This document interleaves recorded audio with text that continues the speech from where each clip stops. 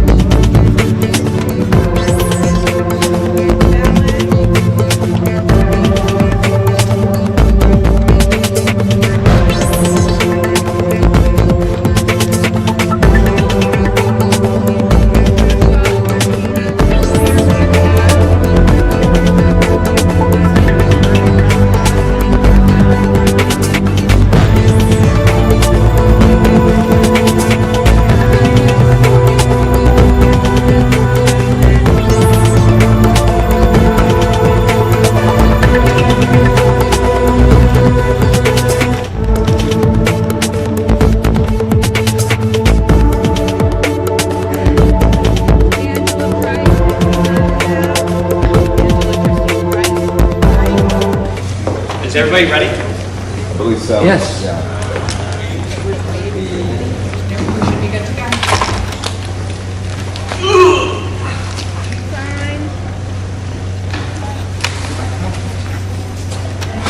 We're going to start, Sheriff Tye's going to start by briefing us on the clearing the building.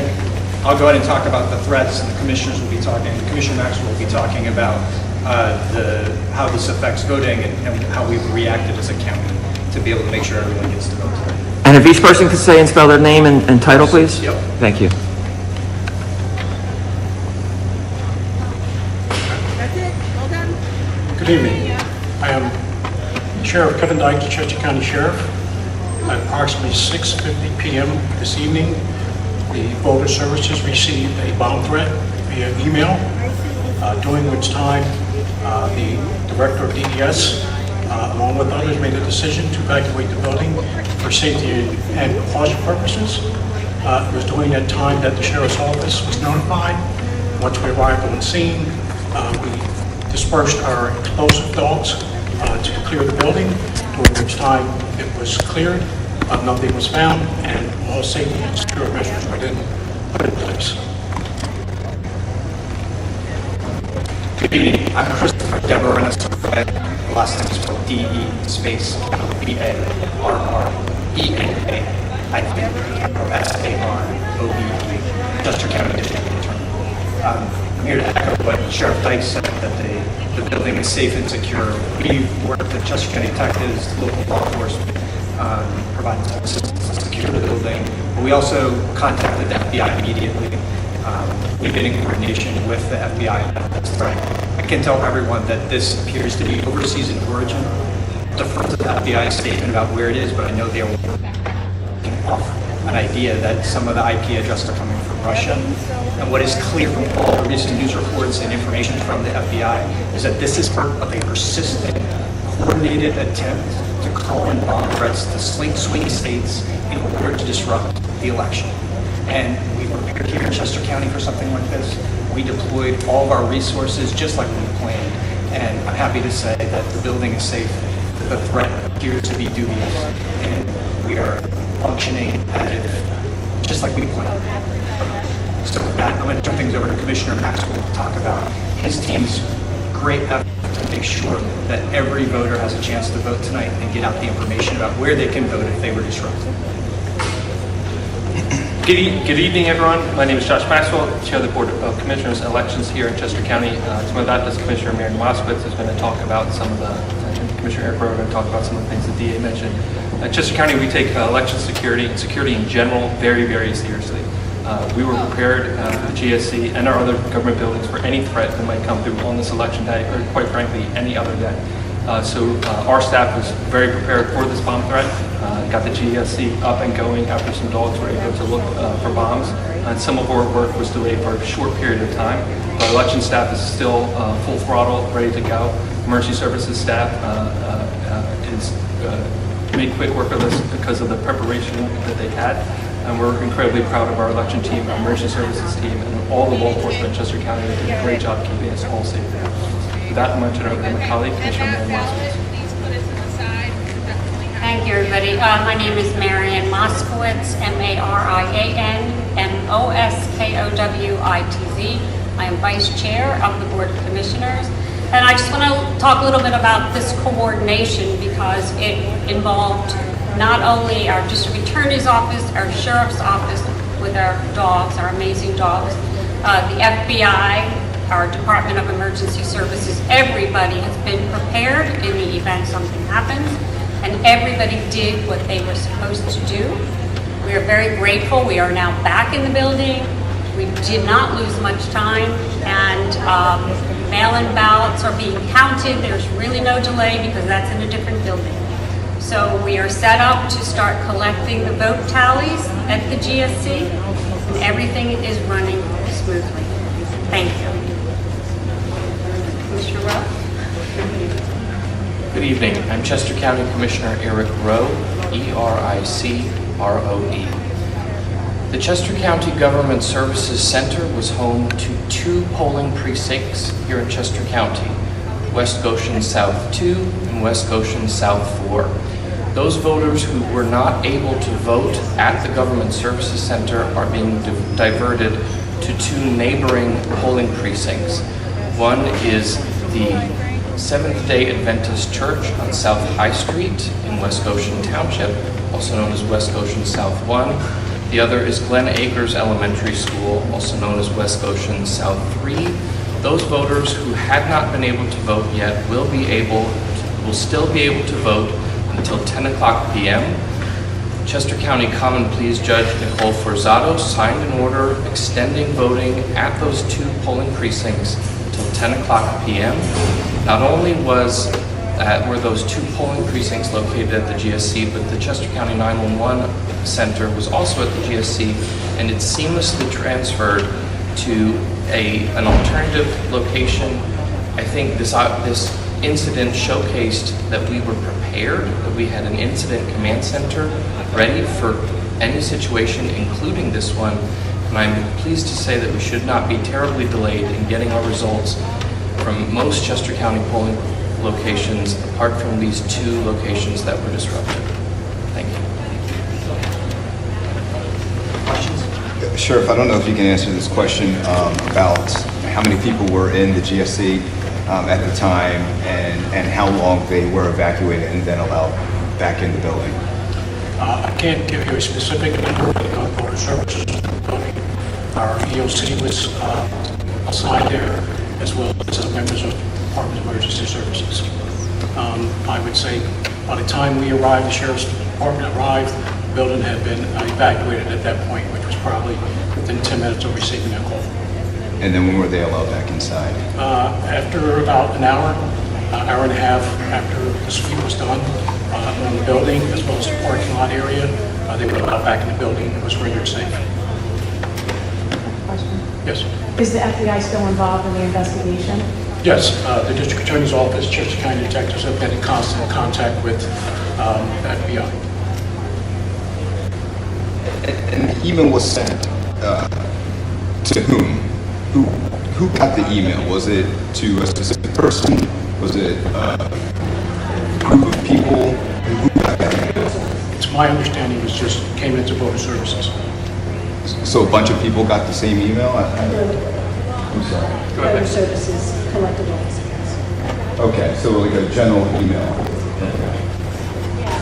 I'll add real quick that another county in Pennsylvania voter services office got the exact same email at the exact same day, right, that we received it in Chester County. So it adds this layer that this is coordinated and that this is a dubious threat that everyone is. Do you know what county that was? Or what county that was? I think it's And the South Alabama County that you know of that received the same threat. the same or not. They seem to be linked either by the FBI tells us they seem to be linked at over 10 counties and responding in different ways based on.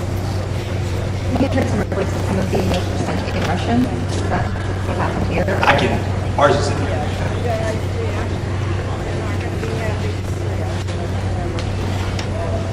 Can you talk about the nature of what was in the email and what exactly it said?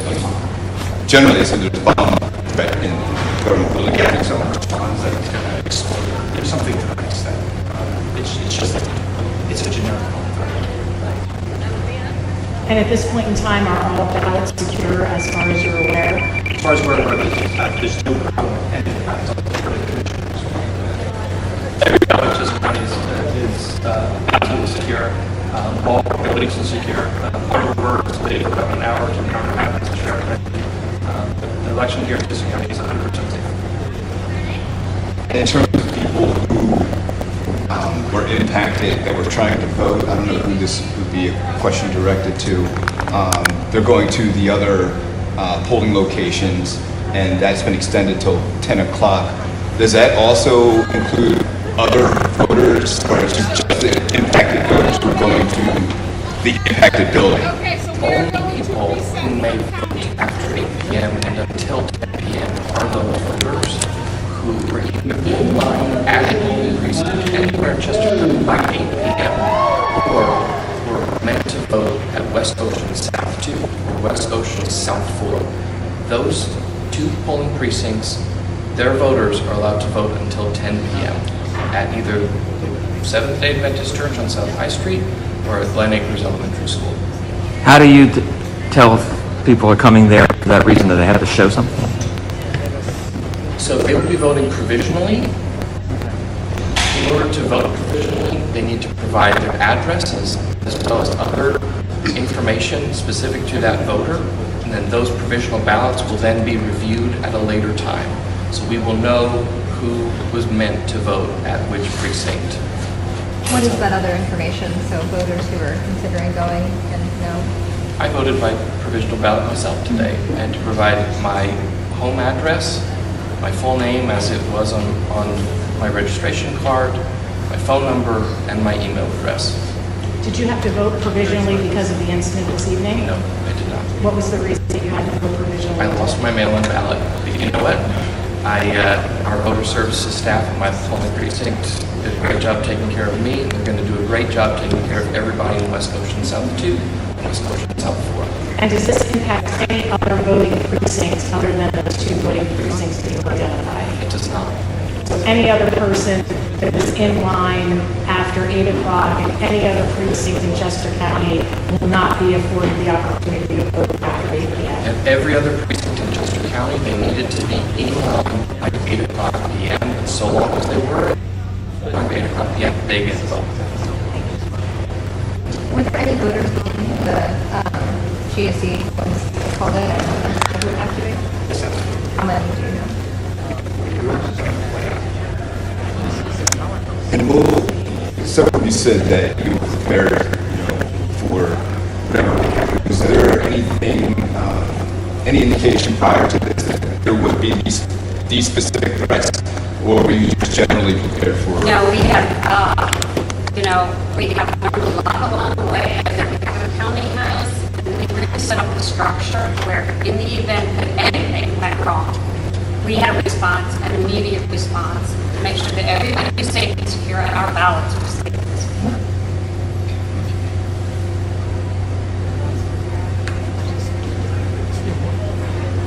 but all, things are fine in terms of counting. I mean, obviously there's no bomb threat, but no full disruption to counting the ballots, getting the votes in, and whatnot. There is no disruption whatsoever.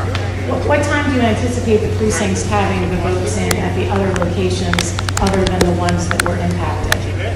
Well, they should be arriving now. They all should be arriving with their information. So from the time that the polls close until the time that the precincts are able to report, how long do you anticipate that to be? It varies because if there were some people online, they must allow them to vote, so some may be longer than the others, and then they have to drive here. So the first ballots that could have been counted were just arriving at DSC as people went back and forth. No, not quite. That was a little early yet. Well, I will say that I was over at my precinct here in the borough, and they did not have the tape posted until about 5 minutes before I got notice of this press conference. So it seemed like there might have been a little bit of a lag time between when the polls closed and when the tape was available at the precinct. That's very likely. We're going to put things together.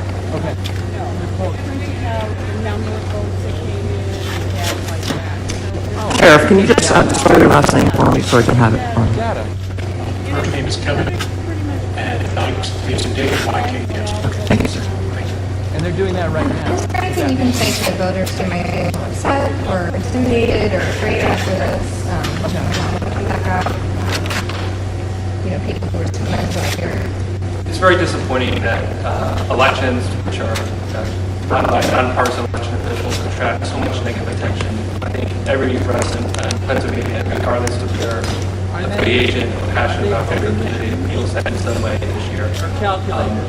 But it also means that it's incredibly important for them to get out and vote, because their vote matters as much as anybody in the country or the world.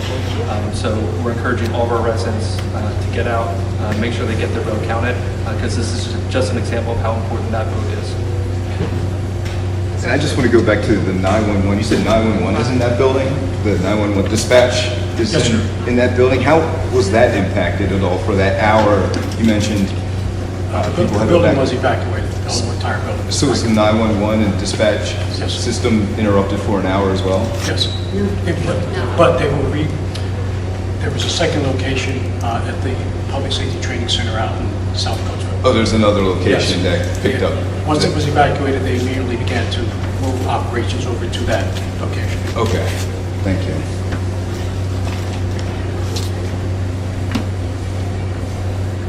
All right, thanks, everyone. Thank you. Thank you.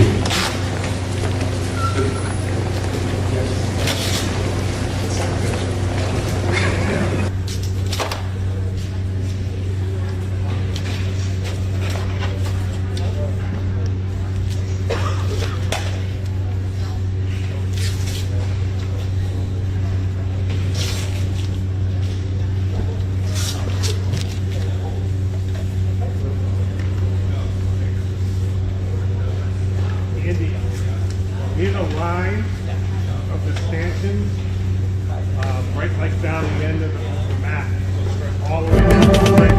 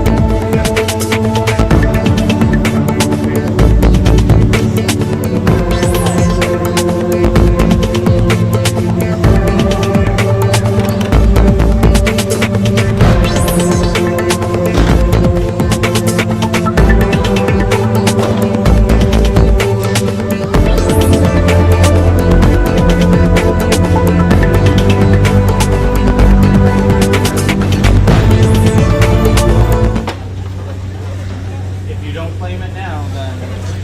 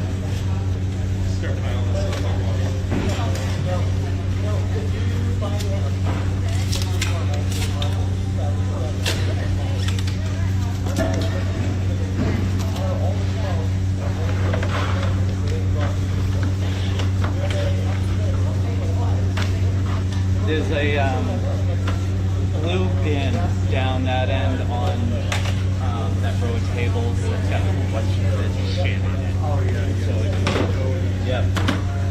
Probably says moderator on it somewhere. Yeah.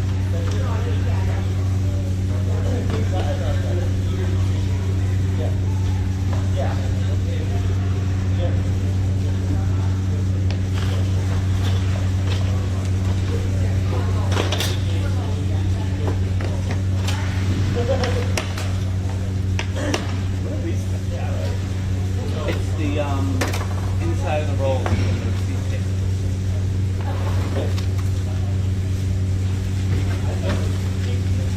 We almost ran out. I had to go down to Salem to LHS to get more.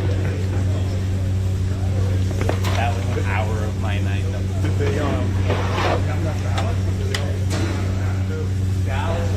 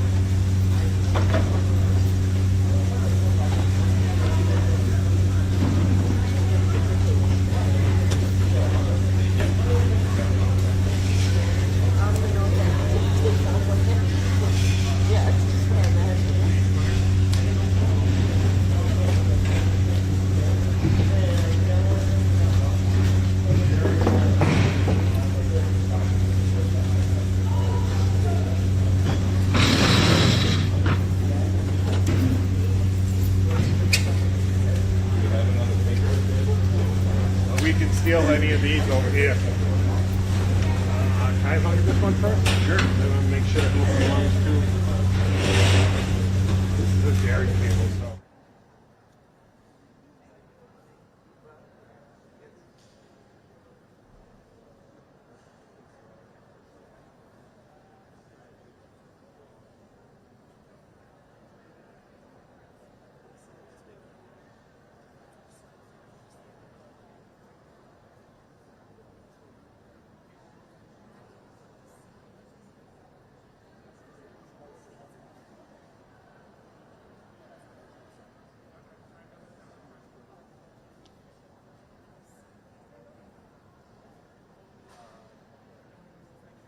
You're good.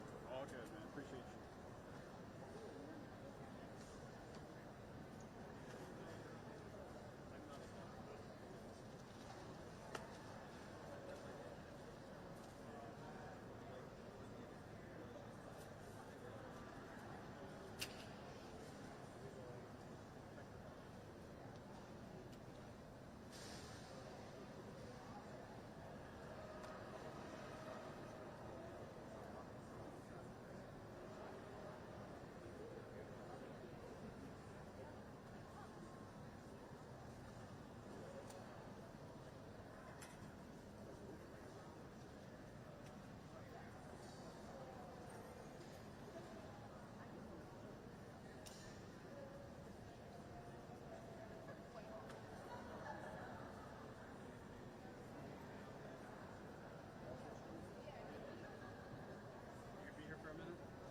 I'm totally. I don't speak English. I'm from Mexico. Oh, I see. No worries. No worries.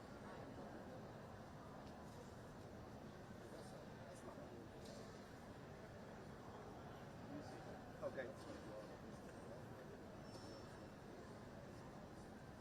Un minuto. Ah, un minuto. Un minuto. Aquí. Sí.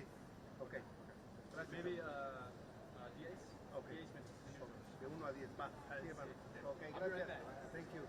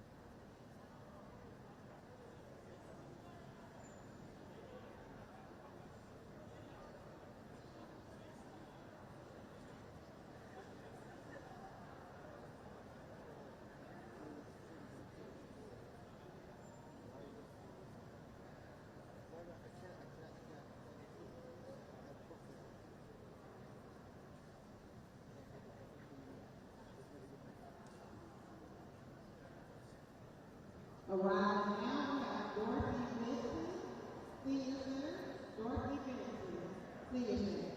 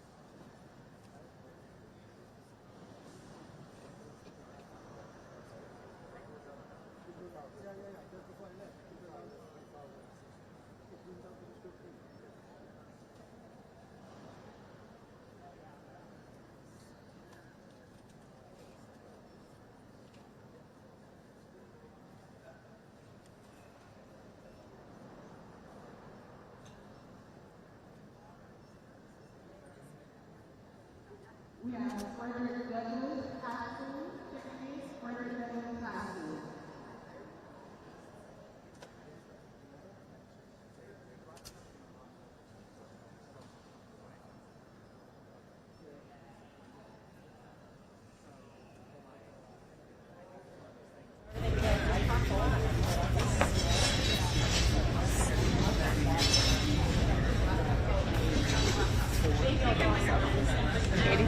Yeah. There's a sticky note right here. You can write it on the envelope too.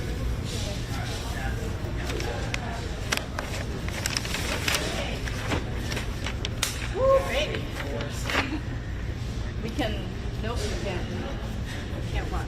I was gonna say we can start putting these away, but I put it in the back of our account. But this is gonna be for us as well. I know. That's that. You're gonna try to number on this. I'm gonna start to file them with this.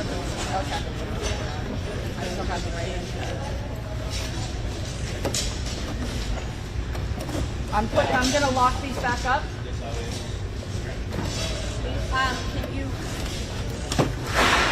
we pack them? I wanted to wait until the write-ins before we start packing.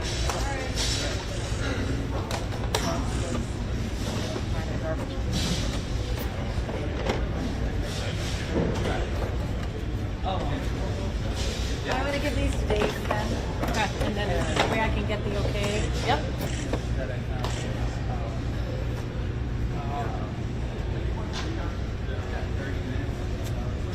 Dave? Together with appropriate tally sheets. Okay. Where do you want these? These are. All the write-ins. Okay. So I've asked Jim and Lisa to head this up. I don't know where Lisa is. Well, she was still. I'm not sure actually. Hey Jim. Jim. You know Ready to where Lisa organize? So, well, listen, you know something about the light. What do you need done with these? These are the write-ins. He said that you and Lisa do this? Yeah, I mean, we did it last time. I guess we did it last time, but I don't know. Do they just need to be in groups of 10? What is it? I think so, but let me see if Tina knows. Okay. So what are those ballots? These are write-ins. They need to be tabulated. Anyone knocked on the training when we went over circles and squares? Check that.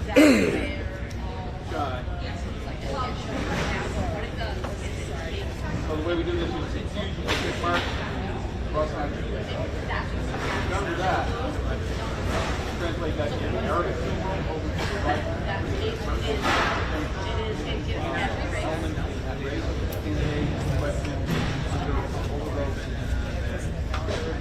That makes it easier for Tina to transcribe them. Miss Manny?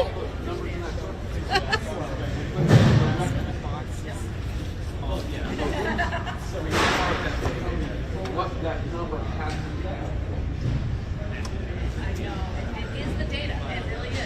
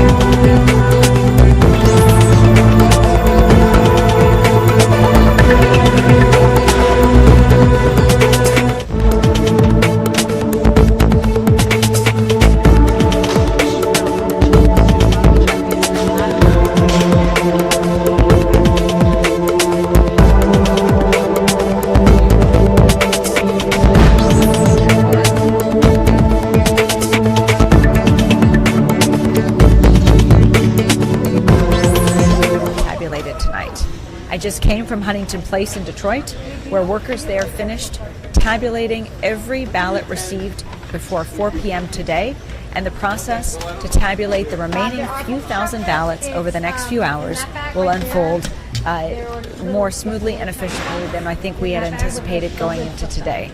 It shows that their preparation and their pre-processing really worked to ensure a smooth process this year. If you've been to Huntington Place today, as many have, you observe, to the extent that there are law enforcement there, they are there only to observe and protect the people who are protecting democracy. And whether it's observers or challengers from either side of the aisle, or people, election workers tabulating ballots, everyone is following the rules. Everyone is respecting each other.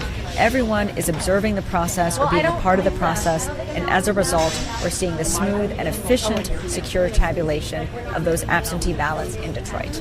And even in Warren, I am told there are only a few thousand mail-in ballots remaining to count, even though they just began doing that today.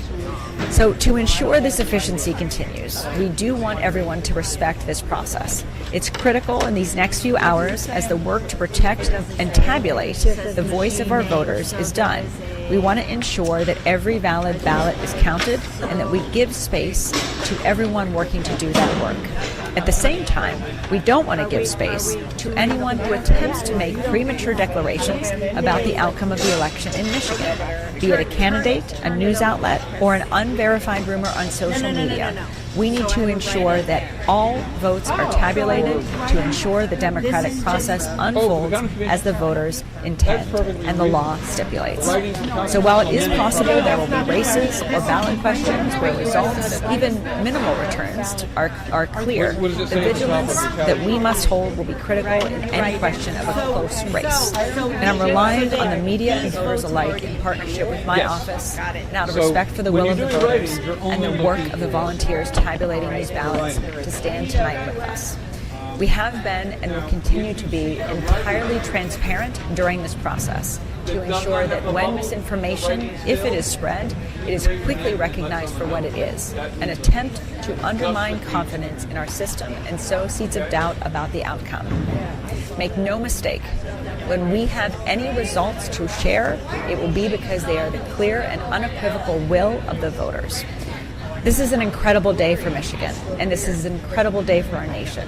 My thanks to clerks and staff all across the state who worked long and difficult hours over the last several months preparing for today.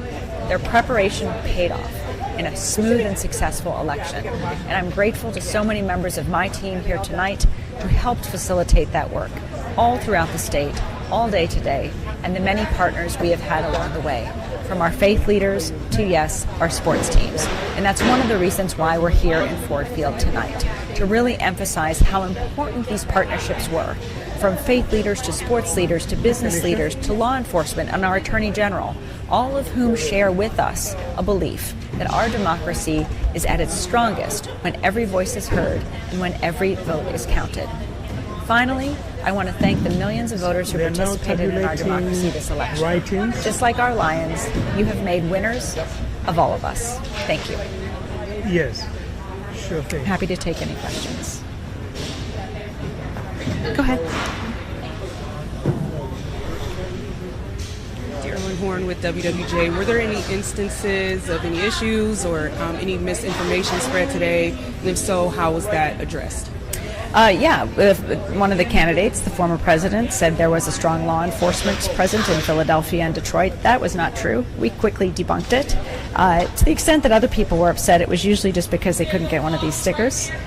We saw some of them sold on eBay, which I don't recommend. But at the same time, we also made these stickers available at our Secretary of State branch offices for the rest of this week. But no, in all seriousness, we didn't see many serious or credible issues throughout the day. There were, as we talked about earlier, some threats that had been called in, bomb threats that had been called in for locations, as well as our office in Lansing. Those were investigated and found to be not credible and sourced to Russia, as the incidents in Georgia were as well. But none of these issues led to anyone not being able to vote, which was our focus throughout the day. And I'm really glad that election workers made sure we weren't distracted by misinformation, and the voters weren't either. I'm just wondering if the machine Tara Berg with the Detroit News. There were some issues of voter intimidation brought up by the ACLU in Oakland County. Is this something that you're aware of, and are you doing anything to address that? We've been working with partners throughout the state to investigate any claims of intimidation or even intentional confusion of voters, and we'll be there to help assist any partners who want to further an investigation. But we've seen no credible reports of anyone being stopped from voting or in other ways blocked from participating in the process. The only people who have a writing instrument in their hands are the people doing the counting. Hi, Emil. Go ahead. Can't have any writing. Madam Secretary, can you compare and contrast what the scene was like in 2020 with what you've seen tonight? Well, you were just there with me in Huntington Place, and we were remarking on how different it was than 4 years ago tonight. 4 years ago this week, in 2020, we saw a crowd in Huntington Place, then Cobo Hall, of challengers not respecting election workers, hovering over them, in some cases even threatening to interfere with the tabulation of valid votes. It was quite unconscionable and scary for a lot of people there. And it, of course, escalated throughout the week, in particular once the unofficial results of the Michigan voters became known and clear. Contrasted that to tonight, where everyone is respecting each other. There's lots of space. There are observers and there are challengers, and they are there doing their duty and job as well to make sure things go smoothly, but they're not crossing any lines. They're not intimidating anyone. They're respecting the process and respecting each other. And that's really great to see. Yes, 4 years ago, there was a story that stayed with me in Macomb, where you had people in the beginning of the day arguing over their respective candidates for president that they wanted. This was back in 2020. But by the end of the day, they had all seen each other's similarities and were singing God Bless America together. In some ways, that incident is a metaphor for what we've seen over the contrast of these two elections. In 2020, at this moment, there was more disruption in Detroit. Now we're not seeing that disruption. We're seeing peace. We're seeing smooth and efficient tabulation. We're seeing and expecting results to be available earlier than they were in 2020 due to the pre-processing available to those workers. So I'm really glad. It really shows how strong, resilient, and how much our election officials have persevered through the last few years and made our election system stronger and better through what we've come through together. I think the two things that have led to the differences I just explained were preparation. I mean, we've spent the last few years preparing for today, all of us, building partnerships, working with faith leaders to keep the peace, working with election workers to ensure they knew the rules, and working to invite people into the process so that they could understand how secure it is. That was our preparation. And then pre-processing. Part of the challenge of last year was there were 3 million ballots that election workers had to process and tabulate today. Now there were 3 million ballots, but they were tabulated and processed over the course of the early voting period. That created much more space and much less anxiety, and I think just took the temperature down a lot more than we saw in 2020. So I'm really grateful because the proof was in the results that we saw today, and I'm hopeful that that peace, that serenity, that respect of the process and the respect that people on both sides of the aisle are showing each other and to democracy itself will hold in the days and months ahead. Joey Capoletti with AP. Can you elaborate a little bit on, you say you debunked the former president's claims. Is there just no truth to that? And then, kind of a follow-up.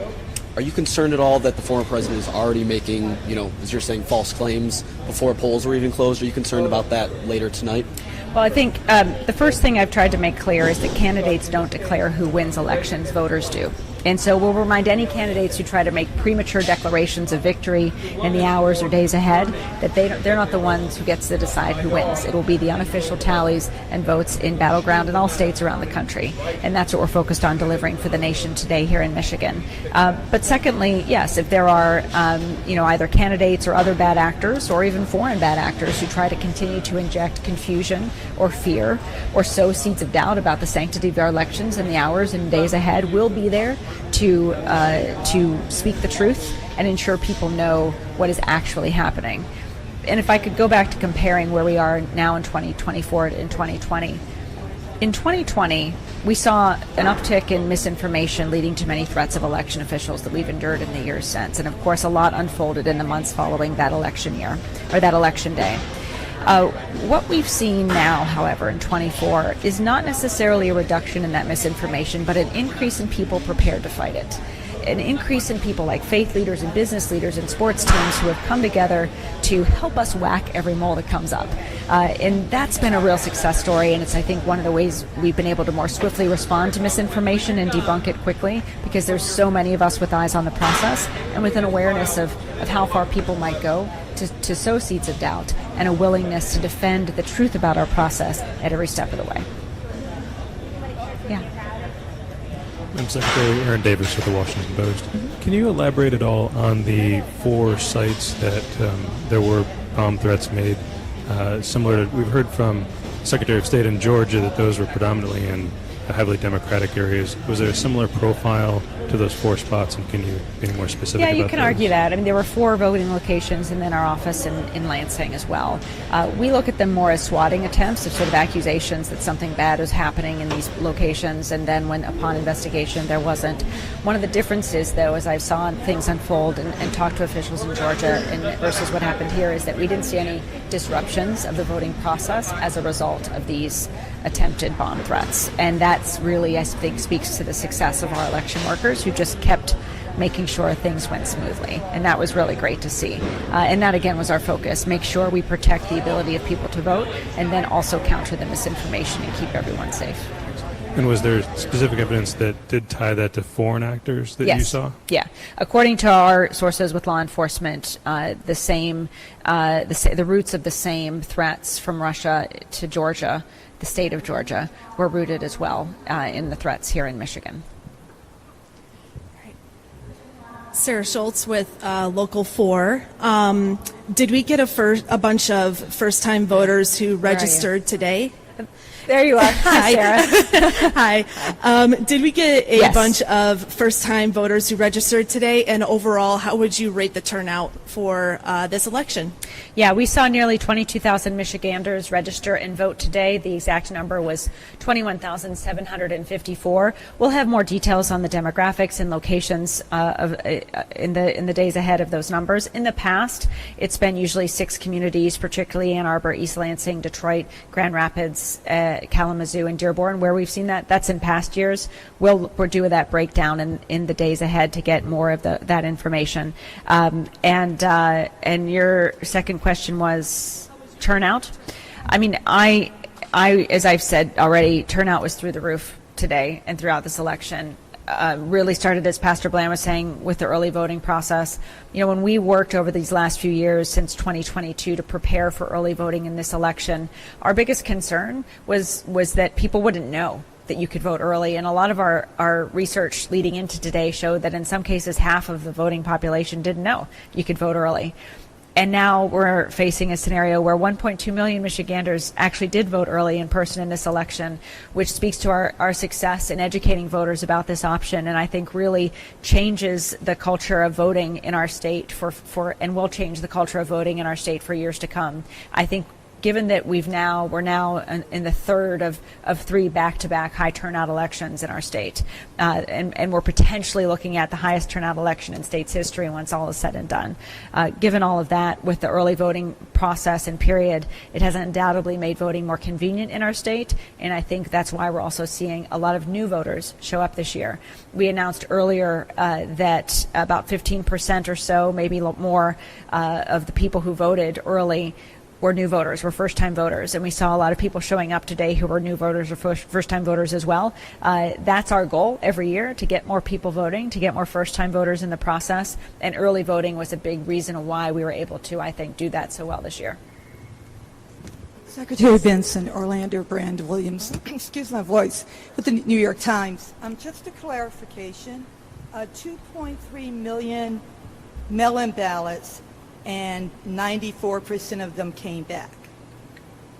No, 2.3 is the 94% that have been returned. Yes. Been returned. So there were 3.2. Sorry, let me get those exact numbers for you. I'm looking for, and we can get those specific numbers for you. There were 2.3 million ballots sent to voters, and of that, 2.12 have been returned. The total number of ballots sent to voters was 2.3 million. Of that, 94% have been returned. Yeah. Thank you. Uh-huh.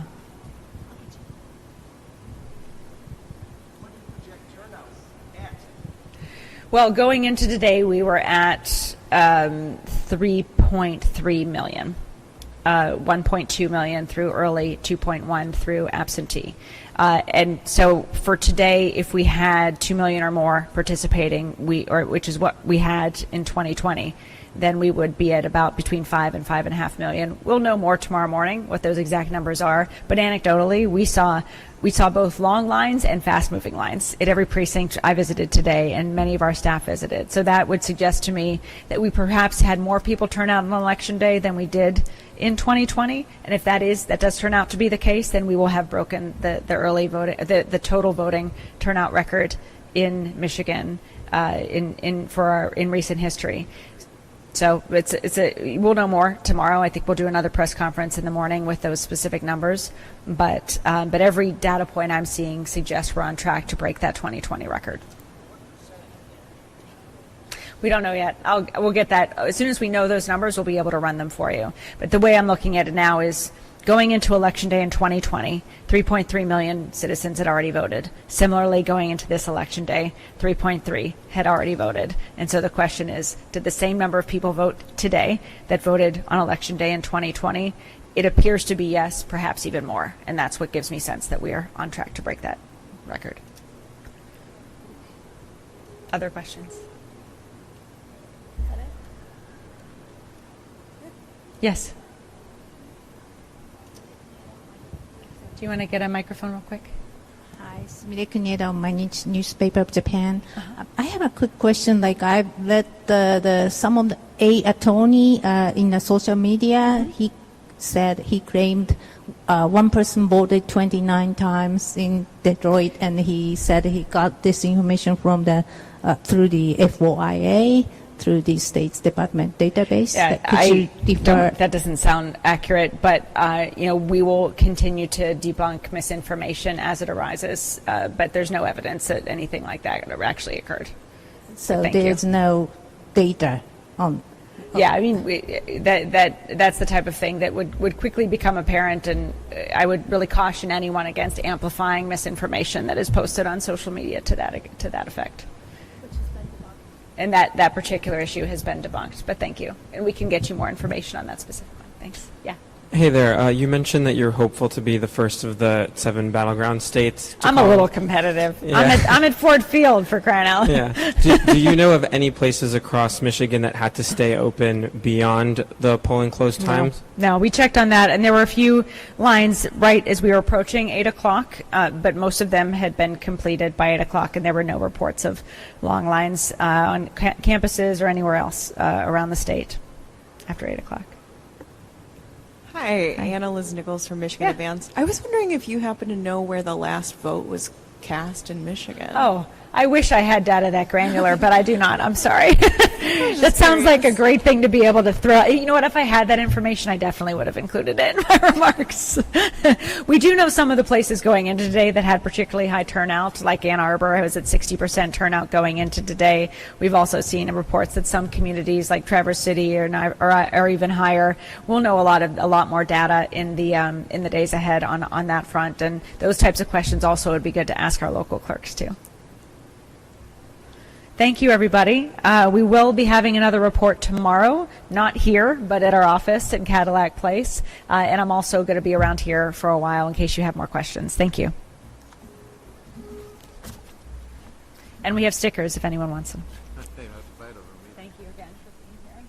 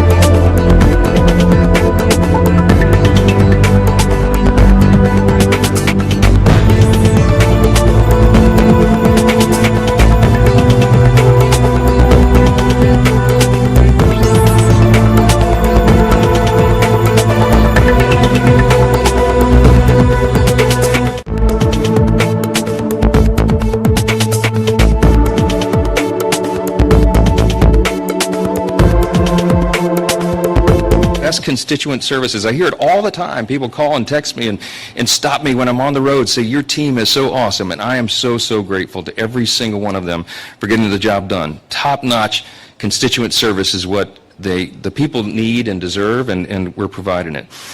We are trying to transport Louisiana's values to the swamp, the real swamp in D.C. And you know what those values are. We believe in the founding principles of the country. We believe in the ideas of faith and family and freedom, and we're trying to live that out every day. And it's not always welcomed in the nation's capital, but it's very important for us to do that. I think that what we're trying to preserve ultimately is the American dream. It's only in America that something like this would be possible. And I'm so grateful for all of you for helping us along the way. We got a lot of work to do. And I want to tell you what I believe. We're watching everything very closely tonight. It may be a long night. I think in a little bit we're going to go to Mar-a-Lago, I think, and be down there with President Trump. But I think at the end of the day, I think at the end of the night, when they tabulate all this, I am very hopeful that we're going to have not only a larger majority in the House to make my job easier, but we retake the Senate and the White House as well. I think that's what's going to happen. Listen, when we win this thing, and I think we will, and not to put the cart before the horse, but we're going to be prepared to lead, because we are facing the greatest collection of challenges that our country has faced probably since World War II, if not the Civil War. We're on the verge of World War III. You have our adversaries that have seen weakness projected on the world stage. Russia, China, Iran, North Korea are actually coordinating together right now. These are very serious times, and we have to take it seriously. And you need serious leaders, and you need a new direction. Now, everywhere I've been around the country, and I told you how many cities and places and events I've done, everybody's fed up and fired up. They're fed up about the cost of living and the rising crime rates and the wide open border and the weakness on the world stage. But we have the solutions to all that. And when Republicans regain control, which we pray tonight that that's what's going to happen, we're going to have the most aggressive first 100 days agenda that anybody's seen in a modern era. And we got to fix everything, everything. I want to tell you, I was with President Trump backstage. I said this on Fox and Friends this morning. I hope y'all weren't up that early, but we did a little thing in a cafe in Pennsylvania, and I told him a story very quickly. I was backstage at the Washington Hilton about 7 or 8 weeks ago with President Trump, and he was crisscrossing the country, and I was doing the same. We're going to different swing states, covering all the bases. We touched gloves in the green room at the hotel, because he had just spoken at a ballroom full of people, and I'd done another event. We were talking about everything. I think by my count, he had done 5 events that day in I think 3 different states. It's about 10:45 at night. We're sitting in the green room talking, and his staff comes in, taps him on the shoulder, and says, "Mr. President, we got to go. Your pilots are going to time out on Trump Force 1, which means he'd have to stay grounded. Can't stay grounded." So he stands up and he buttons his coat, and he's about to walk out of the room. And I said, "Mr. President, I just want to say, your stamina is so inspiring to me and to all of us. Mr. President, you didn't have to do this. You had a great life, right? Why would you even subject yourself to this again? You know, I mean, they've been attacking you since you came down the golden escalator. They have engaged in lawfare. They've just tried to destroy your reputation and your family. They've brought you to court, and they've even taken actual shots at you, sir. And I just want to say it inspires me." And he unbuttoned his coat, got real serious, sat back down on the edge of the chair, leaned in on his knees, and he said, "Mike," I'm not going to do it in his voice. He said, "Mike, we got to leave it all on the field." He said, "Because what if we lost? We'd never be able to forgive ourselves. What if we could have done one more event, one more rally, shaken one more hand?" He said, "I told my staff to book out every hour of every day between now and the election, because we got to leave it all on the field." I said, "Mr. President, you're right." He buttoned his coat up and left. The next morning, I had all the House Republicans together. We do a weekly breakfast together. And I told him that story. And I said, if our nominee for president can give that level of commitment, if he can leave it all on the field, then every single one of us has to do the same. And that's what our colleagues have been doing around the country. That's exactly right.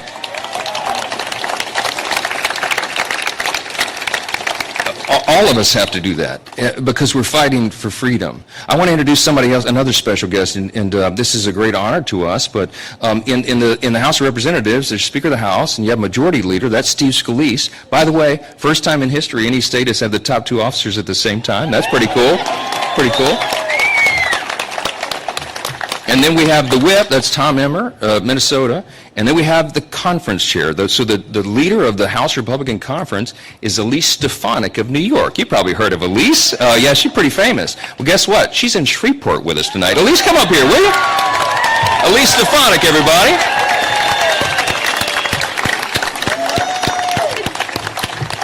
She is here celebrating with us, and she's a very important person. You might have seen her little video where she took down the Ivy League presidents on their anti-Semitism. Oh yeah. It's only been seen by 2.2 billion people. It's the most watched congressional hearing of all time. So you might want to get her autograph before she leaves tonight. But we're grateful to have you, and y'all show her a little Louisiana hospitality tonight. I know you will.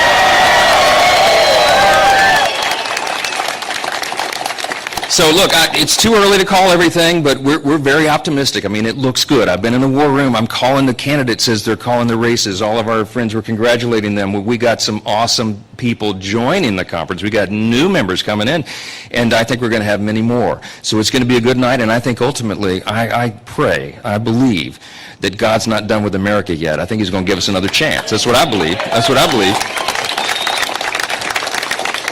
Listen, at the end of the day, Ronald Reagan used to remind us of a number of things, and he said freedom is not inherited in the bloodstream. It's got to be fought for and protected.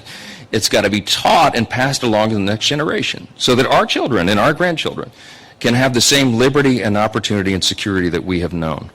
I just want to say from the bottom of my heart, we are so grateful to all of you. We couldn't imagine to do anything like this without your help. That's a drone. That's not a threat, I don't think. We're a little watchful tonight. They said, sir, you can't do it in open air. Oh, it'll be fine. It's Shreveport. I don't know. I don't know. Listen, we're bullish about the future. I believe America's best days are ahead of us. And we're going to keep our steady hands at the wheel. We're going to dig in and do the work. And we have a great team to get that done. Will you keep the whole of Congress in your prayers? Will you keep the president, whoever wins, keep them in your prayers? Because I believe we can turn this thing around and we can keep this great nation that God has blessed us with. Thank y'all so much for being a part of this tonight. We appreciate you so much. God bless you. Yeah. I want to. Thank you so much. So we got a lot more food and stuff, and we're going to be monitoring the races, and I'll be in and out. But let's see. Let's keep our fingers crossed and keep praying. God bless you. Thank you for being here.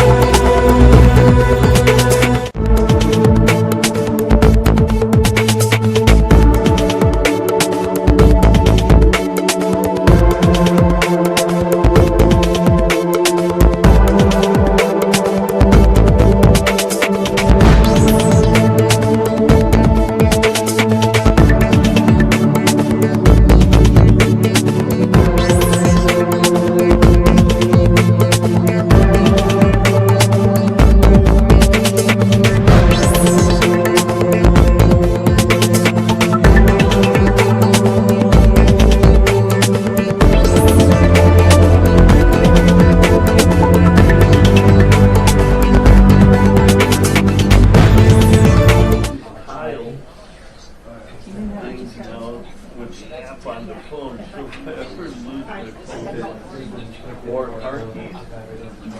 And just hit it and play the tune.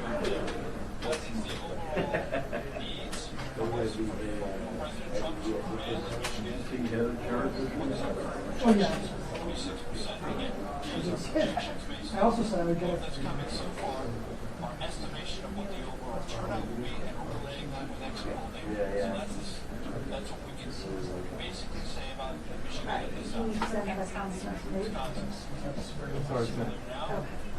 Yeah. Portugal was the same. Or maybe Italy. Oh, that's not bad.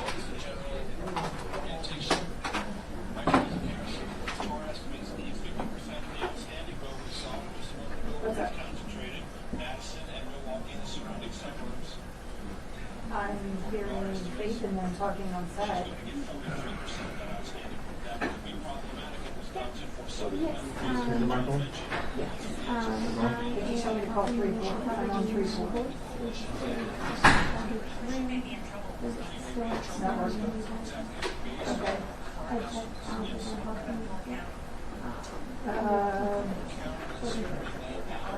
Okay, I've got to take you off of this. You're going to That's the flippable county. It's the county. Door County has gone back and forth and back. Yeah, I'm talking to you. It predicts the presidential. So you're going to have to. Yeah,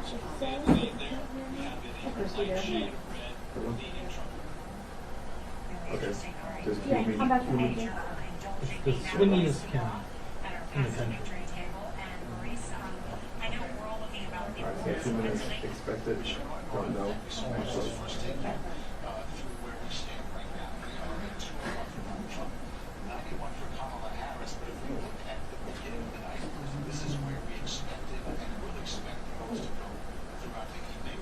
It's one gas. Oh, it is. Tear gas.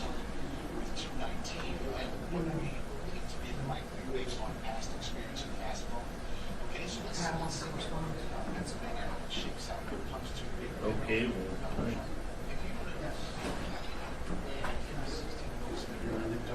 How's it going? How about treatment? You busy? About 10 minutes. you probably. You election board? I don't know what the hell we're talking about, but yeah, the gas comes with something to it, so I'll do that. That's a portable light. Yeah. Yeah, I'm, so that's kind of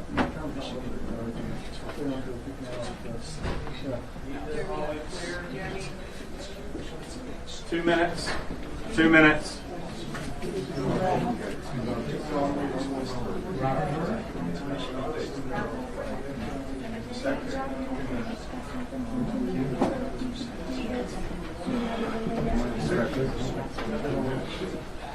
Abby, I gotta get you back there. 2 minutes.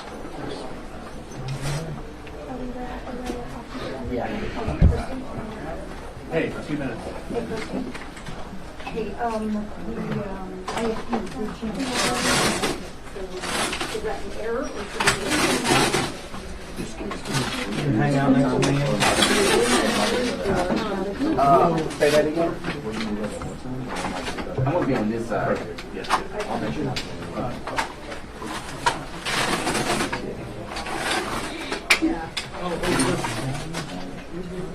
Here's your. Is this yours? Okay. Oh, sorry. Where's your? Oh,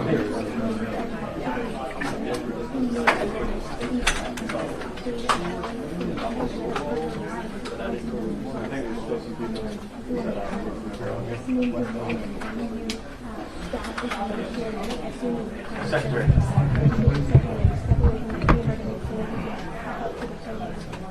All right. 30 seconds. I'm going to have the camera recording right now. Here you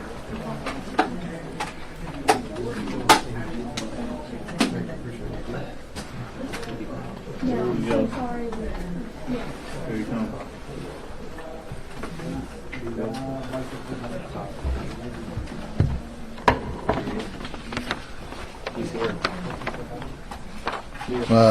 Good evening, everyone.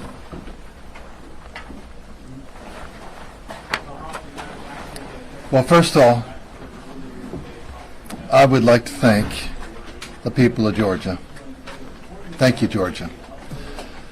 Thank you to all the Georgians who did their duty to vote in the safest, most secure election in our nation's history. Millions of voters showed up to vote, and you voted in record numbers. And thank you to the thousands of poll workers you delivered. And you are the real national heroes. Just like in 2020 and 2022, Georgia had a successful election because you work every day to protect every legal vote. Today, I am grateful to the voters of Georgia. I work every day to protect you, the voter, and that is what I've done. I have put you first. That is why I have led the effort to ensure only American citizens vote in our elections, and why I fought for election security to add photo ID for all forms of voting. I ran on that, and I delivered. I've also led the effort to clean and create the cleanest voter rolls in the entire country by joining a multi-state partnership to ensure voters only vote once. And to those who try to interfere in our elections today, I have a message for you. You messed with the wrong Georgian. Your attempt to sow discord and strife didn't work. We'll meet you and beat you next time as well. Counties around Georgia received 60 bomb threats, and yet we still had record turnout. That is because I have led the creation of strong partnerships with law enforcement from the national level down to the local level.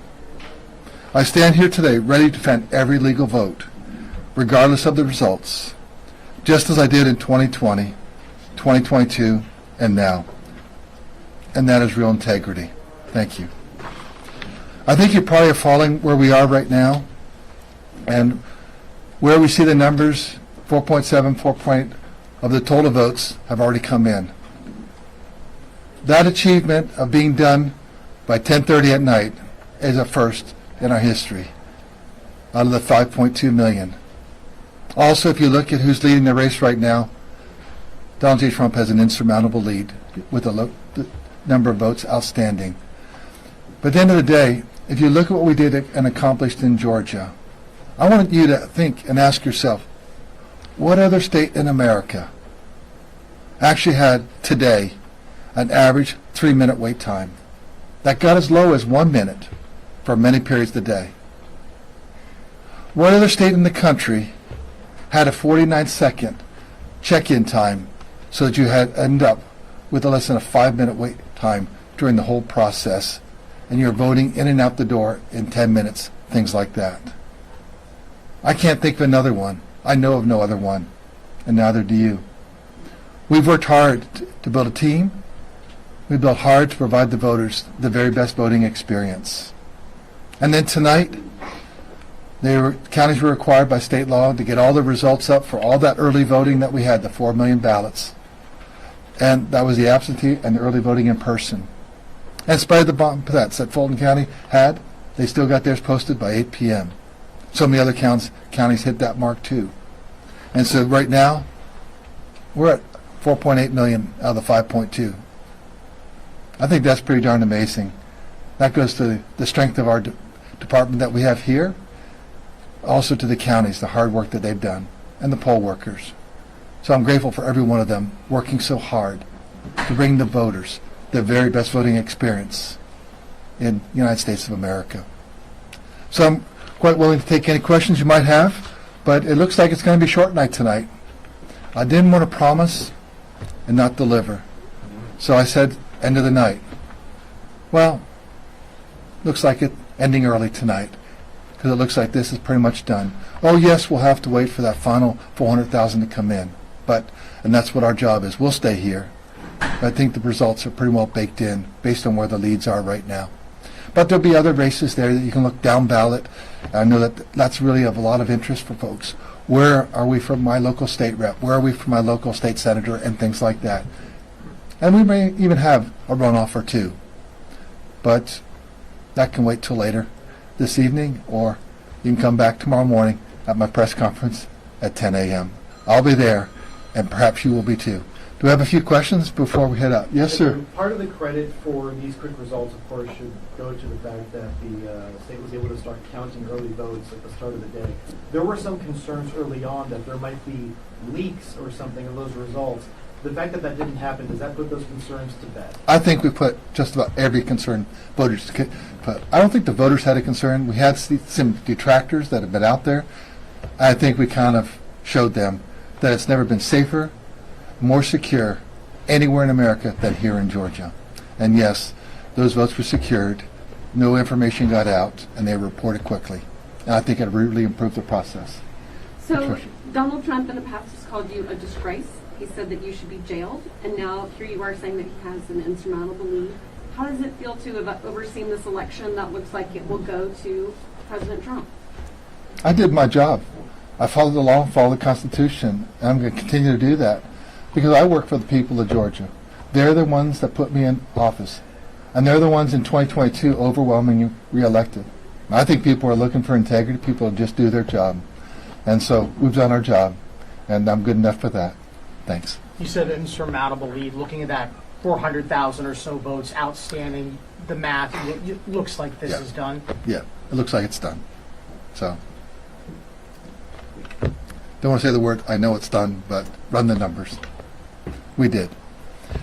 Well, and no other questions? Yes. Those remaining roughly 400,000 votes, where are those, or in what types of votes? Votes by people. But they're virtually in probably more of the larger counties. Many of the small counties are already done. They got those posted quickly. But you can just kind of look at, where those counties, how they're going right now with the percentage that they have out, and you can kind of look at where they will be at the end of the day or the end of the night. So that's why we're here. Save you some time. Yes, sir, in the back. Real quick, I know there was about 156 as well investigated for non-citizenship a couple weeks ago. You talked about that. Did we ever hear anything about that? What's that? Investigated the non-citizens. Where are we on that? We're still building the case files and reaching out to them. We've really been focused on getting set up for this election. And so, but we'll obviously finish our case file and, find out exactly every one of those. Well, thank you very much. See you in the morning.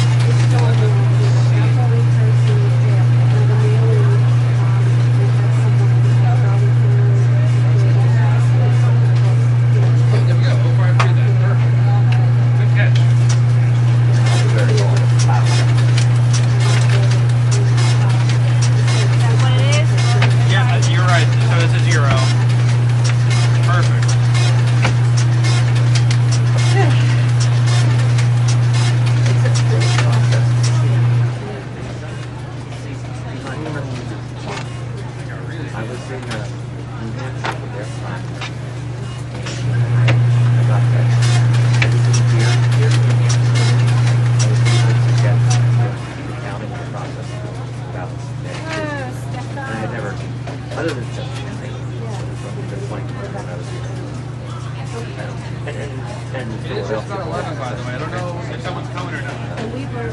Just so you know. Sorry. She has refined.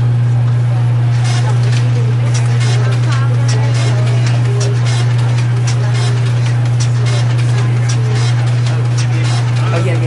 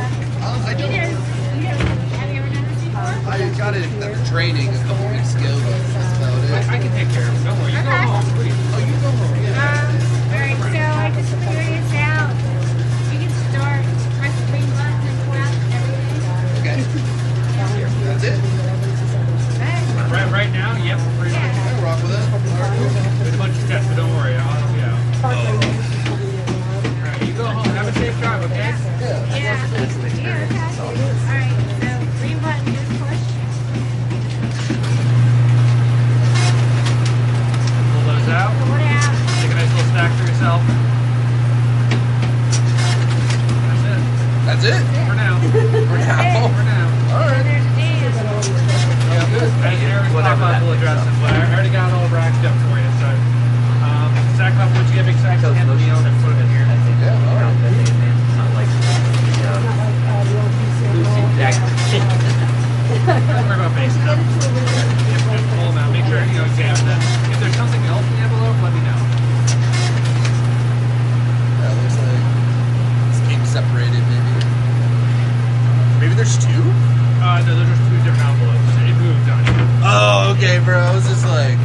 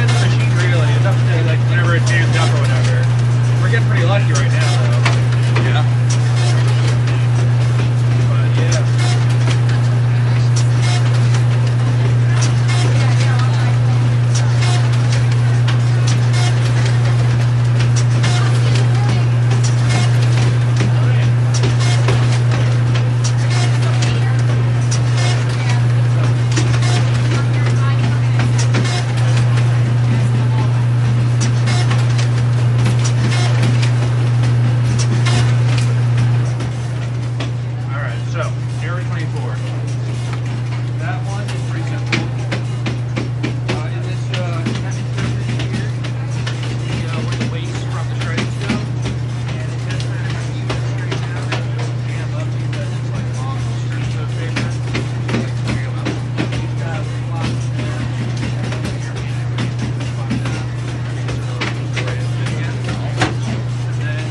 Button, you're good to go. Awesome, thank you. Yep. That's the most common issue we have.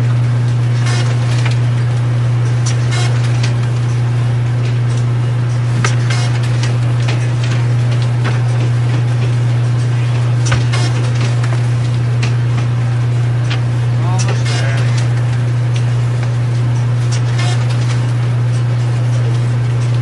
It's agonizing. No, actually, because I had to put them all in there. So I'm enjoying taking a break right now. It's been like a back workout, honestly. Because you have to bang them. Yeah. So it's been a back workout. How long you been here for? I only got here at 7, but I'm taking 3. Yeah, that's the move. That was the move, yeah. Good one. I like it. I still have to work tomorrow, but I get to be remote at least. Yeah, that's nice. I was hoping to swing something similar. I'm here until 7 in the morning, and You work after?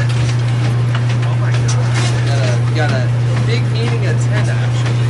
I can't believe that they're letting you do that. I mean, I'd give you some slack if I was quite good if I was No, it's okay. I don't mind it.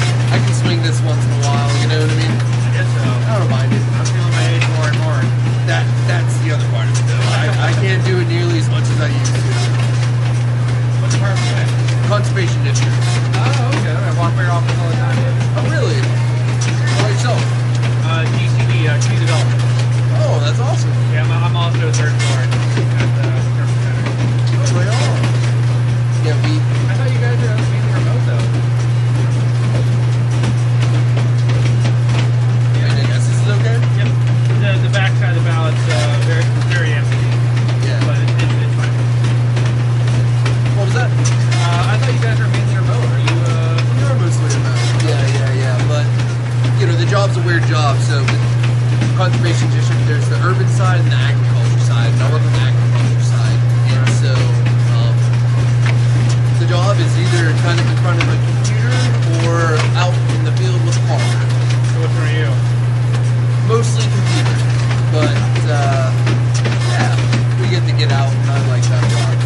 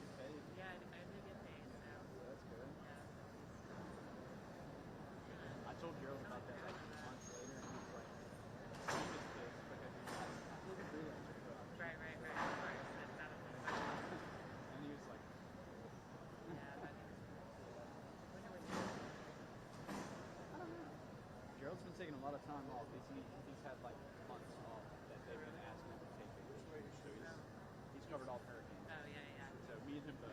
Right. Same here. We've been busy. Yeah, I've been going nonstop. Are you with Reuters full time? No, today sorry, I'm actually with Republican.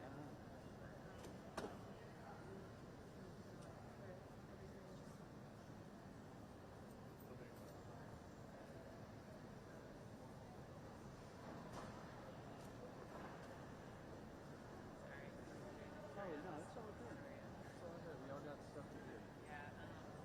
Yeah,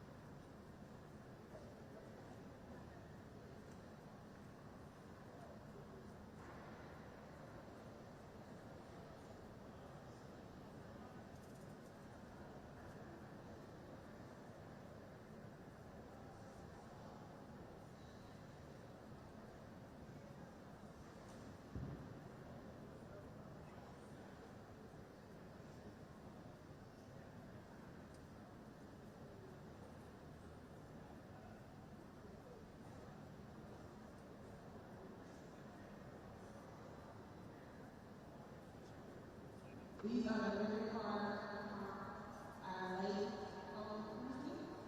these are the very cards I laid on.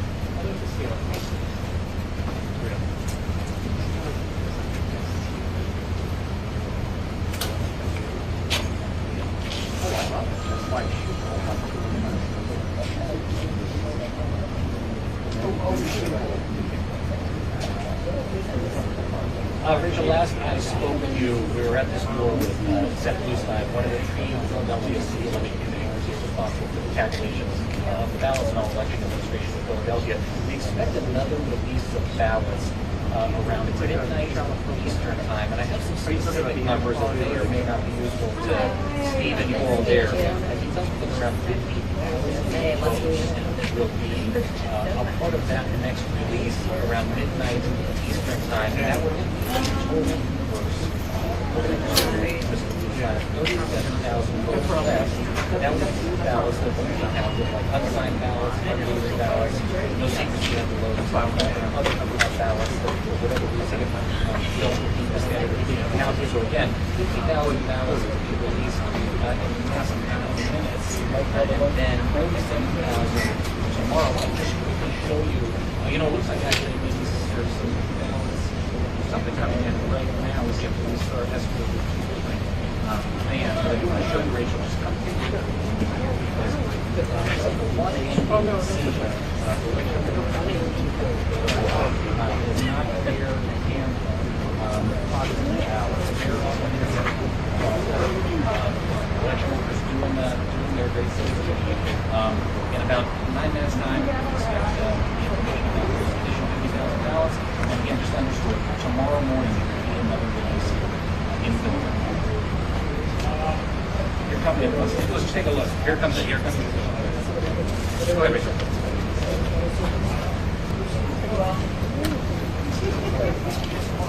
Right.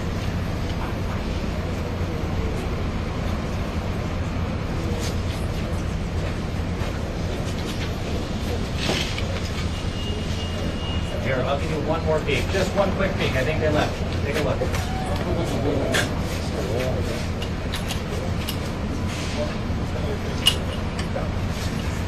It's coming. It's coming.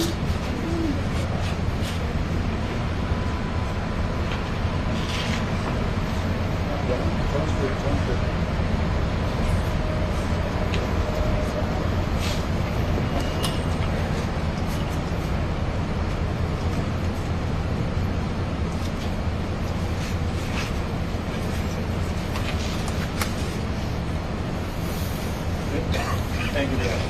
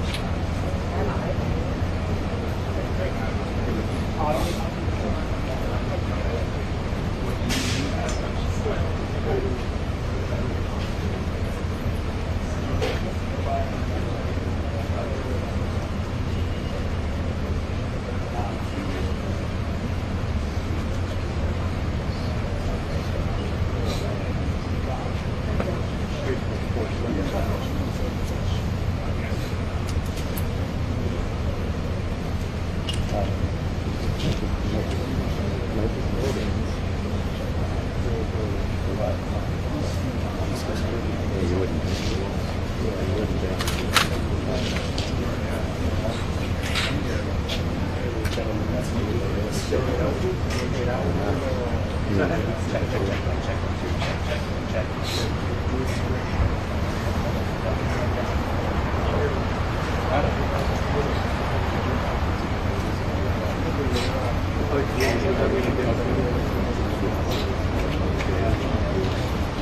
great. Awesome. Thank you.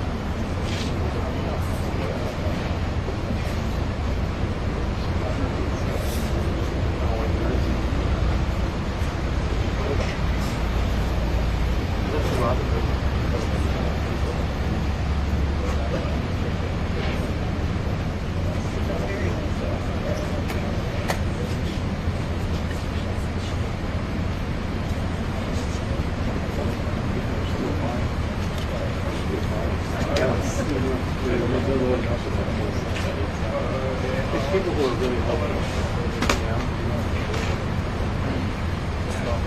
I don't think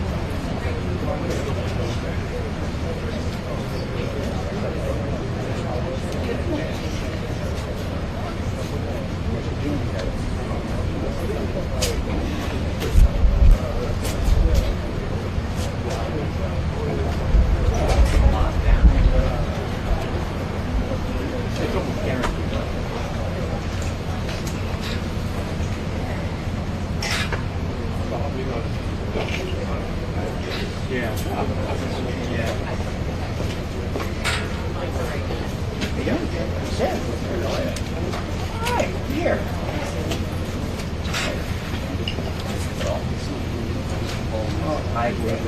They sent me that it was a combo last year.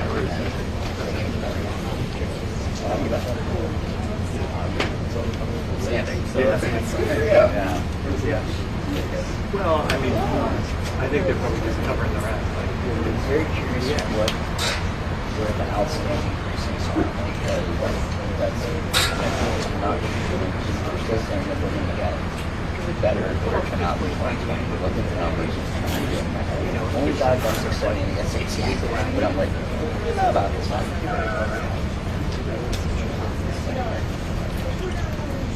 I mean, but with the oh yeah, especially with it's not that you're trying to just like you're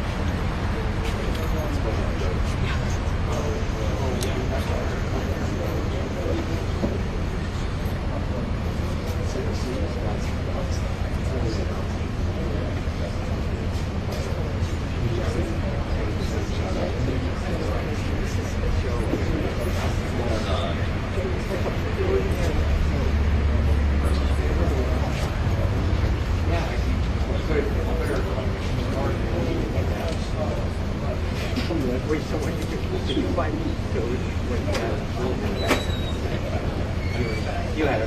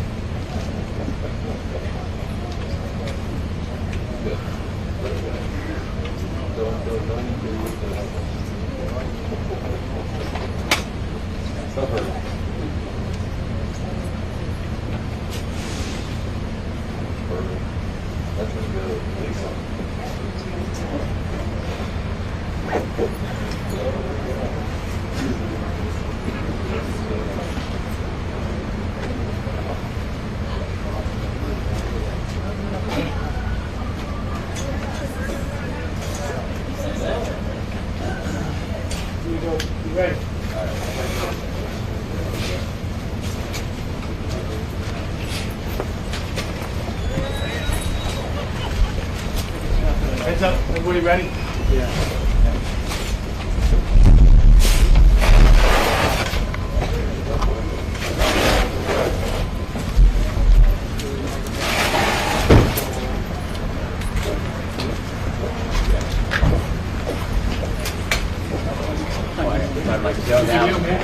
Wake up. How you doing? Good, good.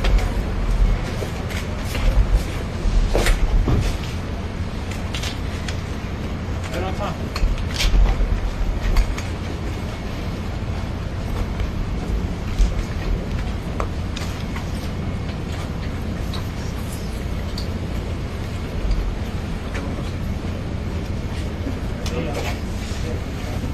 And this is different tonight, guys, just so you know. We'll get word out sometime tomorrow. Thanks, man. Sorry about that. But this is it.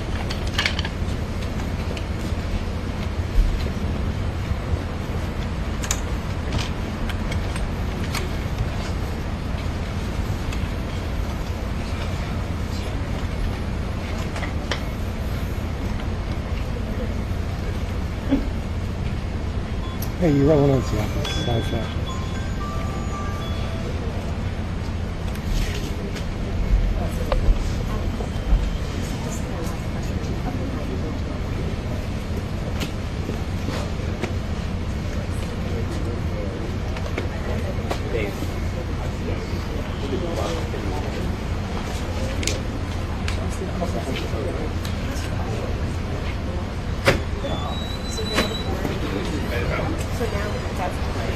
Okay, the processor's starting right now.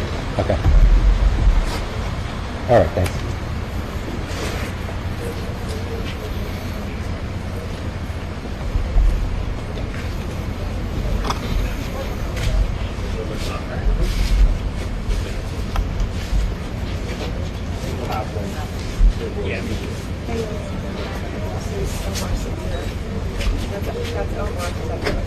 Good evening.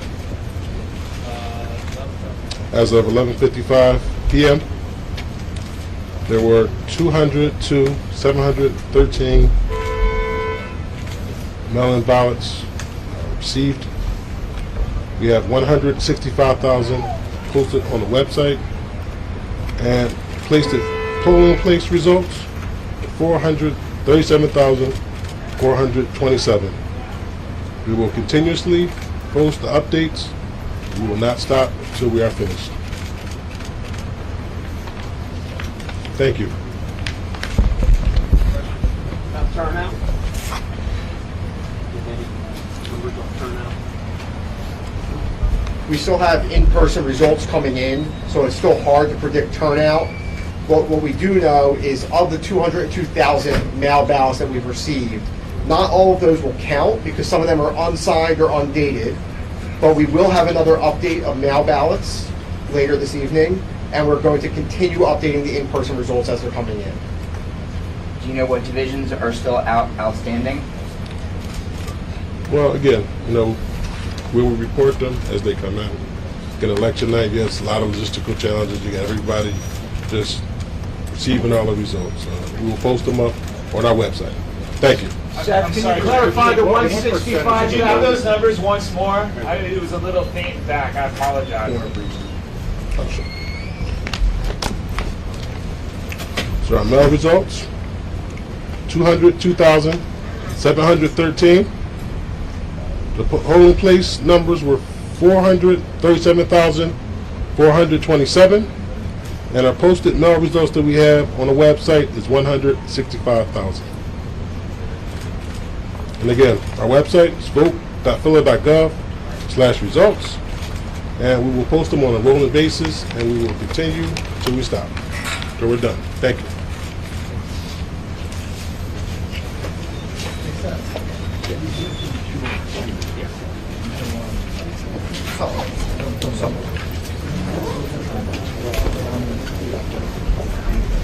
So as far as what I know is I know that there are 37,000. It's still unclear to me how many more mail-in ballots we've got.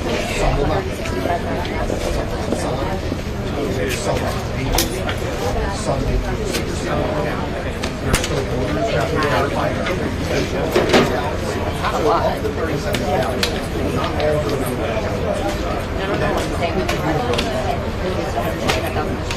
We will have another mail ballot update. And then we will have another one. We'll have one.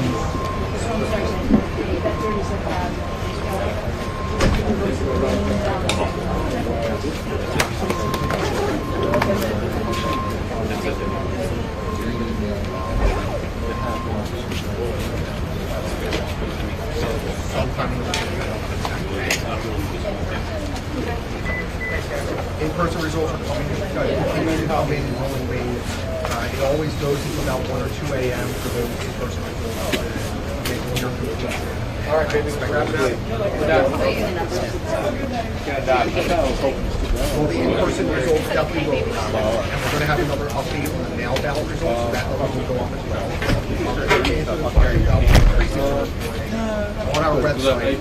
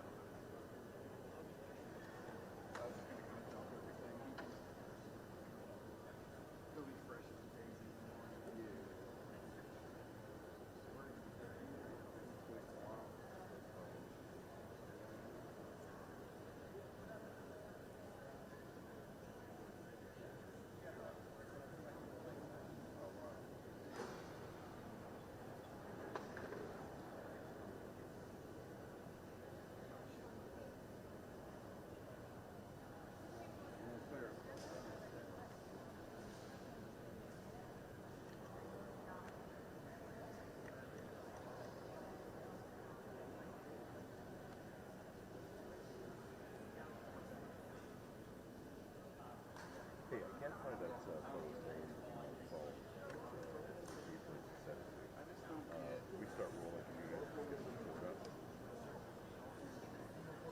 Okay, you see it. Okay, I'll tell them. Okay. Yeah. Thanks, Mike. It's easy enough to just shoot this down.